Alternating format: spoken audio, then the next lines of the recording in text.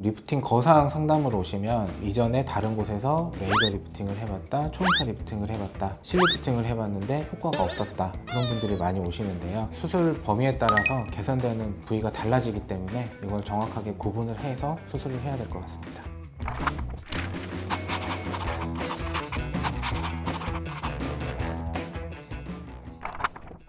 안녕하세요.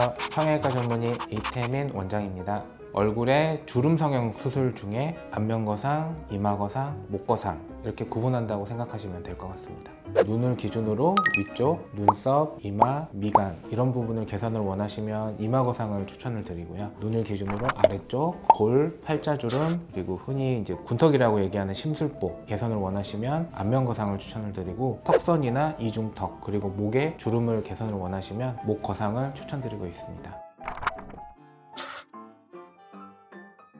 물론 이제 얼굴이라고 하면 이마까지 포함되는 게 맞는데요. 수술하는 입장에서는 이마는 좀 다른 부분이라고 생각하고 있습니다. 이마거상 같은 경우는 대개는 눈처짐이 동반돼서 그걸 개선하기 위해서 하는 경우가 많거든요. 이마 주름이 심한 경우도 있겠지만 눈썹이 밑으로 하강되면서 눈처짐이 동반돼서 그걸 개선하기 위해서 이마, 눈썹 거상을 같이 하는 경우가 많다고 생각하시면 되겠습니다.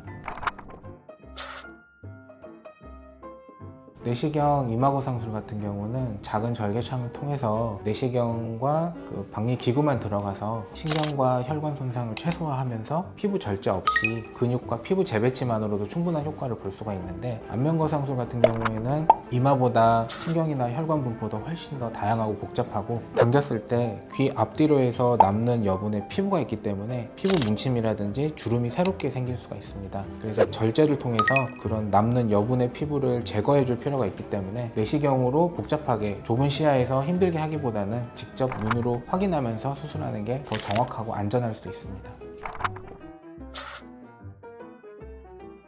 안면거상은 이제 전체적으로 측두부, 귀앞, 귀뒤 전체적으로 절개하는 거고, 최소 절개 리프팅 같은 경우는 그 중에서 일부만 절개해서 당겨주는 거라고 생각하시면 됩니다. 측두부만 절개해서 볼과 팔자 부위만 당겨준다든지, 아니면 귓볼 아래만 당겨서 군턱, 턱선 부위만 당겨준다든지, 아니면 귀 앞쪽만 해서 팔자주름과 군턱을 같이 개선한다든지, 고전적인 절개 범위에서 선택적으로 절개해서 시행하는 방법이라고 생각하시면 됩니다. 이건 환자분께서 원하시는 개선 범위나 고민 범위에 따라서 달라질 수가 있는데, 충분히 수술을 고민하신 분들은 오랫동안 고민을 해왔던 부분이 있기 때문에 한날 같이 수술을 해도 숙련된 성형외과 전문의에게 받는다면 충분히 안전하고 효과적입니다.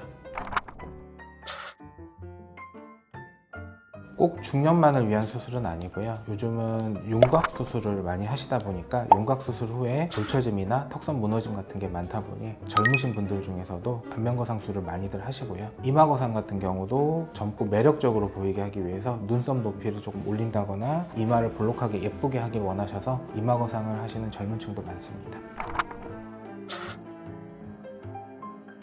실제로 상담 오시는 환자분들도 저한테 이걸 자주 물어보시는데요. 제가 이 수술을 하면 몇 년 동안 유지가 될까요? 이렇게 많이들 물어보시는데요. 사실 이런 주름 성형술, 안면거상, 이마거상 같은 경우는 이 수술을 한다 그래서 노화가 정지되지는 못합니다. 이전 과거로 되돌려 놓고 그 시점부터 다시 노화는 진행된다고 봐야 됩니다. 그래서 이른 나이에 수술을 했다 그래서 뭐 노화가 천천히 온다거나 더 빨리 진행된다거나 그런 것과는 상관없다고 생각하시면 되겠습니다. 수술 방법이 복잡해지고 절개 범위가 넓어질수록 회복 기간이나 통증도 그만큼 더 커지게 돼 있거든요. 흉터에 대한 부담도 있고요. 그래서 지금 현재 환자분이 고민하시는 부분이나 처짐의 상태에 따라서 알맞은 선택을 해서 수술을 하시는 게 훨씬 더 안전하고 효과적이라고 생각합니다.